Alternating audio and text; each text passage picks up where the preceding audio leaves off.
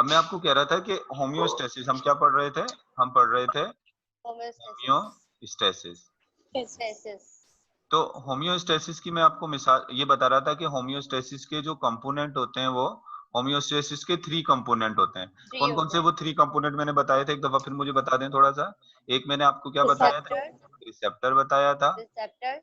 Control centre और एक control centre था इफेक्टर। हाँ, एक कंट्रोल सेंटर और तीसरा क्या हो गया? इफेक्टर। और इसी के मैं आपको एग्जांपल देने अभी जा रहा हूँ। चले देखें। सबसे पहले क्या है, मैंने आपको बताया कि ये एक फॉर एग्जांपल ये एक ह्यूमन बॉडी है।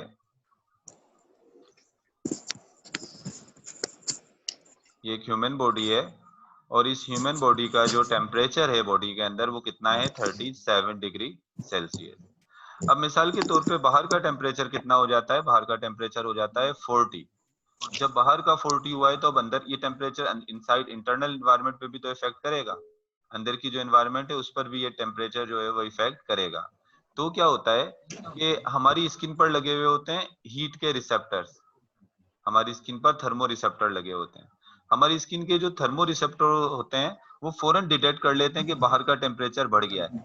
ये रिसेप्टर्स ने क्या किया? डिटेक्ट कर लिया कि बाहर का टेम्परेचर क्या हो गया? बढ़ गया है। जैसे ये बाहर का टेम्परेचर बढ़ा, रिसेप्टर ये सबसे पहले किसने रिसीव किया? सबसे पहले रिसीव किया किसने? रिसेप्टर्स ने। डिटेक्ट कर लिया। रिसेप्टर क्या करते हैं? डिटेक्ट करते हैं, पता लगाते हैं, डिटेक्ट कर लेते हैं कि बाहर का टेम्परेचर बढ़ गया। अच्छा, फिर एक न्यूरॉन के जरिए मैसेज चला जाता है हमारे ब्रेन को। ये मैसेज किसको चला गया? हमारे ब्रेन को। ये मैसेज गया ब्रेन को। अब ब्रेन क्या है? ब्रेन है हमारा कंट्रोल सेंटर। ब्रेन क्या है? हमारा कंट्रोल सेंटर। यानी अब इसको किस तरीके से आपने बॉडी के टेम्परेचर को कंट्रोल करना है, मैसेज किसकी तरफ से जाएगा बॉडी को? ब्रेन की तरफ से। अब ब्रेन क्या करेगा? ब्रेन मैसेज देगा आपके किस ग्लैंड्स को? आपके सोइड ग्लैंड्स को। हमारी स्किन पर क्या होते हैं? हमारी स्किन पर लगे हुए होते हैं कौन से वाले ग्लैंड? सोइड ग्लैंड होते हैं। अब हमारे सोइड ग्लैंड को मैसेज देगा ये, यानी पसीना रिलीज करने वाले ग्लैंड को मैसेज देगा। और हमारी जो पसीना रिलीज करने वाले ग्लैंड है तो वो क्या करेंगे? जैसे अगर फॉर एग्जांपल बाहर का 40 है तो अंदर का कितना हो गया? अंदर का फॉर एग्जांपल 39 हो गया। अब दोबारा इसको कितने पर लेकर आना है बॉडी को? 37 पर। अब क्या होगा? ब्रेन जो है वो क्या करेगा? सोइड ग्लैंड को मैसेज देगा और सोइड ग्लैंड स्वेटिंग शुरू कर देंगे, पसीना रिलीज करेंगे। क्या करेंगे? स्वेटिंग। अब पसीना जो रिलीज होता है, आपको जो पसीने आते हैं उन पसीनों से क्या होता है? अंदर की हीट बाहर रिलीज हो रही होती है। अंदर की हीट कहाँ रिलीज हो रही होती है? बाहर की तरफ रिलीज हो रही है। तो उससे जो है वो उससे क्या होता है? इंटरनल हीट क्या करते हैं ये सोइड ग्लैंड? बाहर रिलीज कर देते हैं और 39 से दोबारा टेम्परेचर को किस पे लेकर आ जाते हैं? 37 पर। तो आप देखें बॉडी के टेम्परेचर को कंट्रोल करने में सबसे पहले रिसेप्टर, इस 3 कंपोनेंट ने काम किया। रिसेप्टर, एक कंट्रोल सेंटर और तीसरा क्या हो गया? सोइड ग्लैंड क्या हो गया? ये इफेक्टर। जैसे जैसे आपके कमरे में जो एसी लगा हुआ होता है, एसी भी आजकल जो है ना वो ऑटोमेटिक थर्मो रिसेप्टर्स उसमें भी लगे होते हैं। मिसाल के तौर पे जैसे ही कमरे के अंदर गर्मी बढ़ती है ना तो रिसेप्टर एकदम डिटेक्ट कर लेते हैं कि टेम्परेचर अभी बढ़ गया है, तो वो फौरन उसका फैन ऑन कर देते हैं ताकि कूलिंग आए। और अंदर की जो हीट होती है वो क्या हो रहा होता है? जो आउटर होता है उससे उससे जो है वो पानी के बाहर की तरफ क्या कर रहा होता है? वो बाहर की तरफ उसको जो है वो फेंक रहा होता है। तो एक तरीके से वो भी हमारी बॉडी के सिस्टम की तरह से काम कर रहा होता है कि कमरे को जो ठंडा रखने का सिस्टम है, सेम वही सिस्टम हमारी बॉडी के अंदर जो है अल्लाह ताला ने क्या हुआ है? बनाया हुआ है कि किस तरीके से अगर आप एसी को 25 डिग्री पे कर देते हैं तो अब क्या करेगा? 80 उसको 20 आपका जो अगर एसी सही काम कर रहा है तो फिर क्या होता है? तो आपकी उसको टेम्परेचर को कितना रखता है? टेम्परेचर को वो 25 ही रखता है, उससे ज्यादा जो है वो जाने नहीं देता। अब क्या होता है कि अगर एसी खराब है तो मसले भी हो जाएंगे। तो इसी तरीके से अगर हमारी बॉडी का टेम्परेचर अल्लाह ताला ने 37 रखा है तो हमारी बॉडी का टेम्परेचर 37 ही रहता है, ना उससे ज्यादा होता है ना कम होता है। बॉडी का एक होम्योस्टेटिक मैकेनिज्म होता है जो उसको क्या करके रखता है? जो उसको मेंटेन रखता है। ये तो मैंने आपको बताया बॉडी सही। में। सोइड ग्लैंड से क्या होता? सोइड ग्लैंड से पसीना रिलीज होता है। वो ठीक है। पसीने के साथ हमारी बॉडी की हीट भी रिलीज हो जाती है। और सर सोइड की स्पेलिंग क्या है? मैं SWT होता है इसकी स्पेलिंग। ये बाद ई ओके। की भी यूज करते हैं। वो तो स्वीट होता है जो वाला होता है ना दूसरा, जी। स्वीट होता है वो। अच्छा, एक और चीज देखें इसको हम स्वाइट कहते हैं। अच्छा, दूसरी चीज देखें, एक और चीज होती है यहाँ पर जो है, अब हमारी बॉडी में ग्लूकोज कैसे मेंटेन होती है, थोड़ा सा इसको भी देख लेते हैं कि ग्लूकोज को कैसे मेंटेन किया जाता है, वो भी तो होम्योस्टेसिस है। अब ग्लूकोज को मेंटेन करने का देखो तरीका ये होता है कि मैं एग्जांपल दे रहा हूँ कि फॉर एग्जांपल आपकी बॉडी को इस वक्त ग्लूकोज चाहिए 5% ग्लूकोज चाहिए। कितना ग्लूकोज चाहिए? 5% ग्लूकोज चाहिए नहीं होती, मैंने आपको सेफ फॉर एग्जांपल बता रहा हूँ। अच्छा, उसके बाद फिर क्या होता है कि अब आपने क्या किया, आपने बहुत सारी मिठाई खा ली। जब आपने मिठाई खा ली तो आपके अंदर जो शुगर है वो कितनी बढ़ गई? वो हो गई 8% हो गई। अब ये तो ज्यादा है ना, बॉडी को तो मेंटेन करना है। तो आपके Yes. बॉडी के अंदर कुछ कीमो रिसेप्टर्स होते हैं, आपके ब्लड के अंदर क्या होते हैं? कुछ कीमो रिसेप्टर होते हैं। कीमो रिसेप्टर वो केमिकल को डिटेक्ट करते हैं, वो डिटेक्ट कर देगा कि ग्लूकोज ज्यादा हो गया है। ये कीमो रिसेप्टर फौरन मैसेज देंगे किसको? आपके ब्रेन को, कि ग्लूकोज जो है वो क्या हो गई है? ज्यादा हो गई है। ज्यादा हो गए।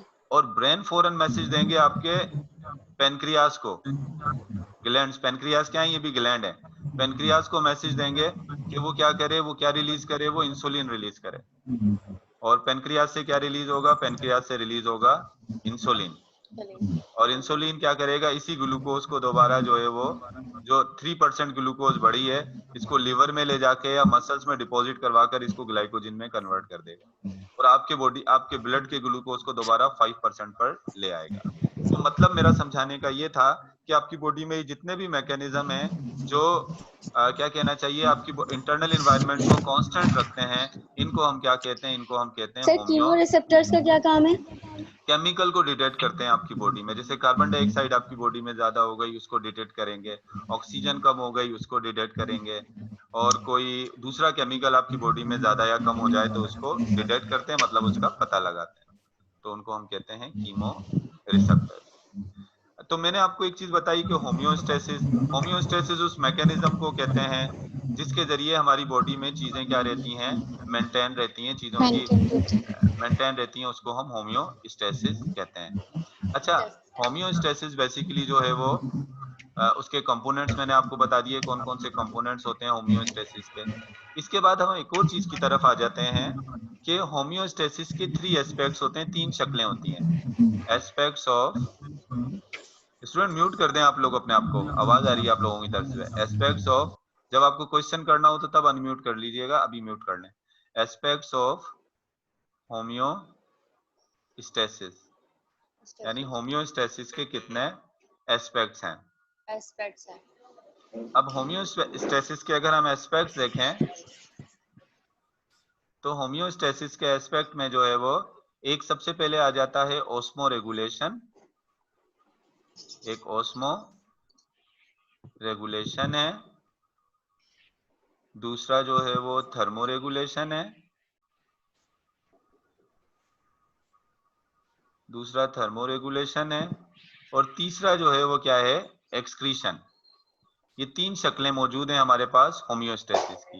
यानी अगर आप ये भी कह सकते हो, अगर आपसे कोई पूछे कि पूछे होम्योस्टेसिस की कितनी टाइप्स होती हैं, यानी हमारी बॉडी में होम्योस्टेसिस की, तो आप कहेंगे 3 टाइप्स हैं यहाँ पर, जिसमें आप कह लें कि एक जो है वो ऑस्मो रेगुलेशन, और दूसरे को हम कह रहे हैं थर्मो रेगुलेशन, और जो एक जो है उसको हम क्या कह रहे हैं, उसके एक के लिए हम टर्म इस्तेमाल कर रहे हैं, बेसिकली जो है वो एक्सक्रीशन का लफ्ज जो है वो क्या कर रहे हैं? इस्तेमाल कर रहे हैं। अब आप इधर देखें, नॉर्मली जो होता है ऑस्मो रेगुलेशन है क्या, या ऑस्मो रेगुलेशन हम किसको कहते हैं? बेसिकली ऑस्मो रेगुलेशन क्या होती है? ऑस्मो रेगुलेशन हम कहते हैं कि हमारी बॉडी के अंदर वाटर और सॉल्यूट, क्या चीज? हमारी बॉडी के अंदर जब वाटर और सॉल्यूट मेंटेन होके रहते हैं, क्या चीज? जब वाटर प्लस सॉल्यूट, वाटर और सोल्यूट की जब हमारी बॉडी में होम्योस्टेसिस होती है तो उसको हम क्या कहते हैं? उसको हम कहते हैं ऑस्मो रेगुलेशन। सिंपली आप ऑस्मो रेगुलेशन कह सकते हो। इसको डिफाइन कैसे कर सकते हो? इसको डिफाइन कर सकते हो regulation of water and solute. Water और सोल्यूट को जब आप रेगुलेट करते हो तो उसको हम क्या कहते हैं, उसको हम कहते हैं बेसिकली ऑस्मो रेगुलेशन। अब थर्मो रेगुलेशन क्या होता है, इसमें किसकी रेगुलेशन होगी, रेगुलेशन ऑफ, इसमें होगी regulation of body temperature temperature with in suitable range. आगे ये भी बताएंगे, with in suitable, with in suitable range. Sir इसमें जो है थर्मल रेगुलेशन वापस बताइएगा। थर्मो रेगुलेशन, अभी थर्मो रेगुलेशन बता रहा हूं मैं क्या होता है। थर्मो रेगुलेशन में क्या होता है, regulation of body temperature with in suitable range. अब हमारी बॉडी का जो टेम्परेचर की सुटेबल रेंज है वो 37 है। वो कितनी है, 37। तो हमारी 37 बॉडी के जो होम्योस्टेसिस, वो होम्योस्टेसिस जो हमारी बॉडी के टेम्परेचर को 37 डिग्री सेल्सियस तक रखेगा, हमारी बॉडी के इस होम्योस्टेसिस को हम क्या कहेंगे, इस होम्योस्टेसिस को हम कहेंगे थर्मल थर्मो रेगुलेशन। रेगुलेशन। मतलब thermo regulation, simply up you can say that thermoregulation is the homeostasis of body temperature. So simply you can say that homeostasis of body temperature or the regulation of body temperature within a suitable range is called thermoregulation. After that, third one is Okay. excretion. What is excretion? Removal of harmful, sir किसी चीज की voice disturb कर रही है। ये आप लोगों की स्टूडेंट की तरफ से आ रही है, मेरी तरफ से नहीं आ रही है। मैं अभी आप लोगों को म्यूट कर देता हूं तो फिर डिस्टर्ब नहीं करेगी। कर दूं आप लोगों को म्यूट जब नो क्वेश्चन सर, कर, नहीं सर, यस सर कर तो दी, फिर यस सर फिर कर आप दी लोगों सर। की आवाजें आ रही हैं। कैसे नहीं, नहीं। पूछेंगे? सवाल पूछने के सर लिए मैं ना आपको, कीजिए बस सर, अच्छा एक और, स्टूडेंट्स को बोले। नहीं देखें आप क्या होगा, जब सवाल पूछने का टाइम आएगा ना तो मैं बीच में थोड़ी थोड़ी देर के लिए आपको अनम्यूट करूंगा, हर टॉपिक के बाद अनम्यूट करूंगा ताकि आप उसमें से क्वेश्चन कर सकें। ओके सर, आप म्यूट कर दे सर। चल मैं म्यूट कर देता हूँ। अच्छा अब इधर देखें, जब हम बात करते हैं एक्सक्रीशन की, तो एक्सक्रीशन क्या होता है, removal of harmful nitrogenous waste. अब आप एक चीज देखो कि हार्मफुल नाइट्रोजिनस वेस्ट होते क्या हैं।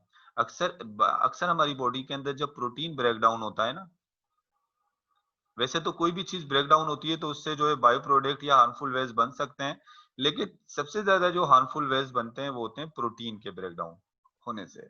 और प्रोटीन के ब्रेक डाउन होने से जो हार्मफुल वेस्ट बनता है वो क्या होता है, वो होता है अमोनिया। अमोनिया क्या है, ये हार्मफुल होता है। अब अमोनिया को, या फिर हमारे पास अमोनिया किसमें कन्वर्ट हो जाता है, यूरिया में। अब अमोनिया और यूरिया ये हार्मफुल हैं, ये हार्मफुल वेस्ट हैं, और इन हार्मफुल वेस्ट को बॉडी से पास आउट करने का या बॉडी से बाहर निकालने का जो मैकेनिज्म है उसको हम क्या कहते हैं, उसको हम कहते हैं एक्सक्रीशन। वैसे तो नॉर्मली आप एक्सक्रीशन को इस तरह डिफाइन कर सकते हो, रिमूवल ऑफ वेस्ट। हमारी बॉडी में जो भी वेस्ट है, इवन जब कार्बन डाइऑक्साइड आपकी बॉडी में ज्यादा हो रहा है तो कार्बन डाइऑक्साइड आपकी बॉडी से रिलीज हो जाता है, ये भी एक एक्सक्रीशन ही है। लेकिन ज्यादातर जो हम एक्सक्रीशन की जब हम बात करते हैं तो हम सिर्फ हार्मफुल नाइट्रोजिनस वेस्ट की बात करते हैं, कि हार्मफुल नाइट्रोजिनस वेस्ट जब हमारी बॉडी से निकलता है तो उसको हम क्या कहते हैं, उसको हम कहते हैं excretion. So what I told you today, first of all I told you about the definition of homeostasis. What is homeostasis? Homeo means same, stasis means state. So maintenance of internal environment within a suitable range is called homeostasis. So how internal environment we can maintain? I told you by giving examples of body temperature and glucose. After that, I told you about the three components of homeostasis: receptor, control center, and effector. I told you about the functions of receptor, what receptor do, what control center do, and what effectors do. And after that, I told you about the aspects of homeostasis. I told you about three aspects of homeostasis, which are osmoregulation, thermoregulation, and excretion. अब आप लोग मुझसे इसमें से कुछ questions जो करने हैं, अब आप लोग क्वेश्चंस करें, मैं आप लोगों को अनम्यूट कर देता हूं। सर एक बार कंट्रोल सेंटर का बताइएगा। कंट्रोल सेंटर क्या होता है, हमारा ब्रेन जो है वो क्या है, वो कंट्रोल सेंटर है, सही है ना। क्योंकि हमारी बॉडी में जितने भी मैसेज आते हैं सब वो कहाँ से आते हैं, वो आते हैं कंट्रोल सेंटर से। यानी मिसाल के तौर पे या आपकी आईज ने कैसे कहा, आपकी आईज को से जो कुछ आप देखते हो ये मैसेज कहाँ जाता है, ब्रेन के अंदर। गर्मी आपको लगी तो ये मैसेज कहाँ चला गया, ब्रेन के अंदर। आपकी बॉडी में ग्लूकोज ज्यादा हो गई तो ये मैसेज ब्रेन में गया। फिर मैसेज दूसरी चीजों को मैसेज देता है, ये ब्रेन जो है वो मैसेज देता है कि अब इन चीजों को, पर्टिकुलर पार्ट्स को, इफेक्टर्स को मैसेज देता है कि इनको अब कैसे मेंटेन करना है। तो इस वजह से ब्रेन को हम क्या कहते हैं, ब्रेन को हम कहते हैं कंट्रोल सेंटर। जी, और कोई क्वेश्चन? सर जी पूछें। सर कंट्रोल सेंटर में स्पाइनल कॉर्ड को कह सकते हैं?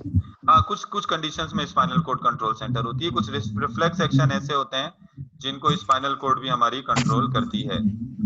स्पाइनल कॉर्ड वो बहुत कम उसमें होती है, लेकिन स्पाइनल कॉर्ड ये नहीं है कि वो करती है, स्पाइनल कॉर्ड को भी आप कह सकते हैं।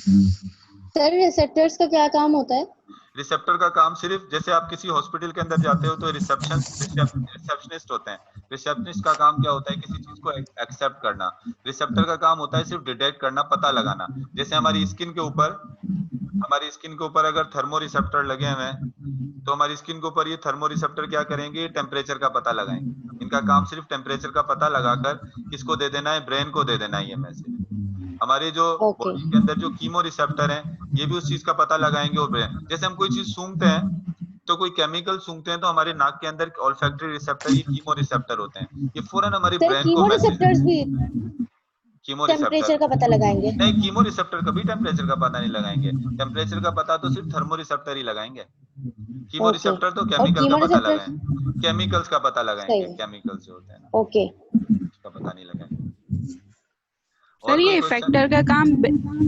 इफेक्टर का काम बेसिकली ग्लैंड ही करते हैं या कोई और भी ये फंक्शन करता है? दो करते हैं। इफेक्टर के तौर पे दो चीजें हमारी बॉडी में काम करती हैं, एक ग्लैंड्स करते हैं और एक मसल्स करते हैं। एक ग्लैंड और दूसरे क्या करते हैं, मसल्स करते हैं। ये दो करते हैं। अब मसल्स कैसे करते हैं, देखो मिसाल के तौर पे मैं होम्योस्टेसिस की बात नहीं करूं, आम उसकी बात करूं कि जब आपको सर्दी लग रही होती है और आपकी बॉडी का टेम्परेचर को बढ़ाना चाहती है तो आप कपकपाना शुरू कर देते हो, आपकी शिवरिंग शुरू हो जाती है। तो जब आपकी शिवरिंग होती है तो आपके मसल्स कॉन्ट्रैक्ट और रिलैक्स होते हैं। वो मसल कॉन्ट्रैक्ट और रिलैक्स क्यों होते हैं, ताकि आपकी बॉडी का टेम्परेचर बढ़ जाए। तो इसका मतलब वो भी एक तरीके से जो है इफेक्टर का काम करते हैं। इफेक्टर क्या देते हैं, रिस्पॉन्स देते हैं। रिसेप्टर क्या करते हैं, डिटेक्ट करते हैं किसी चीज को। कंट्रोल सेंटर क्या करता है, कंट्रोल करता है। और इफेक्टर क्या देते हैं, रिस्पॉन्स देते हैं। और ये दो इफेक्टर्स होते हैं। जैसे ग्लैंड्स इफेक्टर हैं, तो ग्लैंड्स जो इफेक्टर हैं वो रिस्पॉन्स कैसे देंगे, सिक्रीशंस के जरिए। ग्लैंड्स इफेक्टर्स होते हैं और रिस्पॉन्स किस तरह से देते हैं, सिक्रीशंस के जरिए। ठीक है ना, सिक्रीट करना शुरू कर देते हैं, स्वेट ग्लैंड पसीना रिलीज करना शुरू कर देते हैं। और हमारे जो दूसरे वाले जो ग्लैंड्स होते हैं, जो क्या कहना चाहिए, जो पैनक्रियाज है, वो इंसुलिन सिक्रीट करना शुरू कर देते हैं। और मसल्स किसके जरिए अपना रिस्पॉन्स देते हैं, मूवमेंट या कंट्रैक्शन के जरिए। तो ये याद रखिएगा दोनों का रिस्पॉन्स कैसा होता है। ग्लैंड्स का रिस्पॉन्स जो है वो सिक्रीशन के जरिए होता है और मसल्स का रिस्पॉन्स कंट्रैक्शन या मूवमेंट के जरिए। Yes sir. आज की हमारी क्लास थी ये। अब क्वेश्चन कर लें, क्योंकि ये 40 मिनट की आपकी मीटिंग होती है। 40 मिनट के बाद आपकी मीटिंग खुद ही डिस्कनेक्ट हो जाएगी। मैं अभी नए टॉपिक की तरफ इस वजह से नहीं जा रहा हूँ क्योंकि वैसे ही हमारी मीटिंग डिस्कनेक्ट हो जाएगी। तो अभी फिलहाल हम इसी हद में। सर थर्मोरेगुलेशन एक दफा और रिपीट कर दें। जी जी, क्या पूछ रहे हैं, आवाज फिर आ रही है। इफेक्टर्स किसके जरिए देते हैं? मसल्स और इफेक्टर। मतलब पूछ रहे हो कि ये इनको मैसेज कौन देता है, मसल्स और इफेक्टर को? जी, ब्रेन ही तो देता है। ब्रेन ही तो हमारा कंट्रोल सेंटर है। नहीं सर, देखें ग्लैंड इफेक्टर्स जो है वो सिक्रीशन के जरिए मैसेज देते हैं। मैंने आपको, देखो अभी आप मेरी बात नहीं समझो। मैंने सबसे पहले आपको क्या बताया, इफेक्टर दो तरह के होते हैं। हमारे पास दो चीजें इफेक्टर का काम करती हैं। ये मैंने आपको कहा इफेक्टर के तौर पे दो चीजें काम करती हैं, एक ग्लैंड और दूसरा क्या हो गया, मसल्स। ये दोनों इफेक्टर हैं। फिर मैंने आपको कहा कि ग्लैंड जब रिस्पॉन्स देंगे, ग्लैंड जब काम करेंगे वो सिक्रीशंस के जरिए करेंगे, क्योंकि ग्लैंड्स का काम ही सिक्रीट करना है, चाहे वो पसीना रिलीज करें चाहे वो इंसुलिन रिलीज करें। और मसल्स का काम मूवमेंट है या कंट्रैक्शन है, तो मसल्स मूवमेंट या कंट्रैक्शन के जरिए अपना रिस्पॉन्स देंगे। अब मैं मिसाल देता हूँ आपको। आप रास्ते में जा रहे हो, आपको एक खतरनाक किस्म का कुत्ता नजर आता है, आपकी आंखें रिसेप्टर हैं, आपकी आंखों ने उस कुत्ते को देखा, फौरन रिसेप्टर ने मैसेज दे दिया आपके ब्रेन को, और आपके ब्रेन ने फौरन आपकी टांगों के मसल्स को मैसेज दिया, आप वहां से भाग गए। मतलब टांगे जो है इस वक्त क्या है, मसल्स यहाँ पर इफेक्टर का काम कर रहे हैं। और इफेक्टर आपका मसल्स काम कर रहे थे, तो मसल्स को इस वक्त मैसेज क्या मिला है, भाग जाना है, तो उन्होंने मूवमेंट शो करी, कॉन्ट्रैक्ट हुए और आप वहां से भाग गए। अब यहाँ पर कंडीशन देखें डिफरेंट हो गई कि आइज ने क्या काम किया, आइज ने काम किया रिसेप्टर्स का, ब्रेन ने वही कंट्रोल सेंटर का काम किया, और टांगों के मसल्स ने इफेक्टर का काम किया और वो भाग गए। और साथ में आपके एड्रिनल ग्लैंड एड्रिनलिन हार्मोन भी रिलीज करना शुरू करेंगे, जो आपके फाइट और फ्लाइट में जो हार्मोन रिलीज होते हैं, ये बाद में जब आपको आगे पढ़ाऊंगा तो आपको समझ में आएंगी फिर ये चीज। तो इस तरीके से हमने जो है ना ये चीजें आज जो है वो कवर करनी थी। इसके अलावा जो है कल मैं आपको होम्योस्टेसिस के जो 3 एस्पेक्ट्स हैं उनको थोड़ा फिर हम जो है वो डिटेल के अंदर जो है वो तीनों एस्पेक्ट्स में अब क्या करेंगे हम, देखो आगे वाला टॉपिक क्या है, सबसे पहले हम ऑस्मो रेगुलेशन को डिटेल में डिस्कस करेंगे। हम ऑस्मो रेगुलेशन को प्लांट्स के अंदर पहले डिस्कस करेंगे, फिर किस में डिस्कस करेंगे, एनिमल्स में। इसी तरीके से थर्मो रेगुलेशन पहले प्लांट में डिस्कस करेंगे, फिर एनिमल में। एक्सक्रीशन भी पहले प्लांट में डिस्कस करेंगे, फिर एनिमल में। लेकिन देखो मैं आपको कैसे पढ़ाऊंगा, मैं पहले ये तीनों चीजें आपको प्लांट्स में बताऊंगा। आपकी बुक के में तो ऐसे लिखा हुआ है, लेकिन मैं आपको पहले ये तीनों चीजें किसमें बताऊंगा, प्लांट्स के अंदर। और उसके बाद जब प्लांट्स में बता दूंगा, फिर ये तीनों चीजें किसकी डिस्कस करेंगे, एनिमल्स की, ताकि आप कंफ्यूज ना हो ना। आपको एक तरफ पहले प्लांट्स का पढ़ लेंगे, उसके बाद फिर किसका पढ़ेंगे, उसके बाद फिर जो है वो हम एनिमल्स को जो है वो क्या करेंगे, डिस्कस जो है वो करेंगे इसी चीज के अंदर। चलें आज का जी जी पूछें सर। एक दफा थर्मो रेगुलेशन रिपीट कर दें। थर्मो रेगुलेशन में भी पहले इसको थोड़ा इरेज करके फिर रिपीट करना, मैं इरेज करता हूँ फिर मैं आपको थर्मो रेगुलेशन रिपीट करता हूँ। Thermo means temperature, regulation means किसी चीज को रेगुलेट रखना। आपके घरों में जो रेगुलेटर रखे हुए होते हैं, रेगुलेटर का काम क्या होता है, ना वो बिजली को ज्यादा होने दे रहे होते हैं ना कम होने दे रहे होते हैं, वो रेगुलेटर होते हैं। तो इसी तरीके से क्या होता है, हमारी बॉडी के टेम्परेचर को जो रेगुलेट करने वाला मैकेनिज्म है वो होम्योस्टेसिस, जो हमारी बॉडी के टेम्परेचर को रेगुलेट करता है या टेम्परेचर को मेंटेन करता है, उसको हम क्या कहते हैं, उसको हम कहते हैं बेसिकली थर्मो रेगुलेशन। उस मैकेनिज्म को हम क्या कहते हैं, उस मैकेनिज्म को हम कहते हैं थर्मो रेगुलेशन। अब थर्मो रेगुलेशन में मैंने आपको बताया था कि हमारी स्टूडेंट, मुझे आपको म्यूट करना पड़ेगा फिर आपके पास से आवाज आएगी। तो मैंने आपको बताया था कि हमारे पास से जो है वो बॉडी का टेम्परेचर हमारा कितना है, 37 डिग्री सेल्सियस है। अब हमारी बॉडी इसी टेम्परेचर को मेंटेन करके रखती है 37, इससे थोड़ा ज्यादा भी हो सकता है और थोड़ा कम भी। अब मिसाल के तौर पे बाहर का टेम्परेचर कितना हो गया, 40 डिग्री सेल्सियस हो गया, ज्यादा हो गया ना, तो जाहिर सी बात है इसका इफेक्ट अंदर भी पड़ेगा। तो अंदर का टेम्परेचर भी थोड़ा बढ़ गया और वो कितना हो गया, वो हो गया 39। अब बॉडी को इस टेम्परेचर को मेंटेन करना है, इसको दोबारा 37 पर लेकर आना है इस टेम्परेचर को। तो हमारी स्किन के ऊपर जो रिसेप्टर्स लगे हुए होते हैं, हमारी स्किन के अंदर जो रिसेप्टर्स लगे हुए होते हैं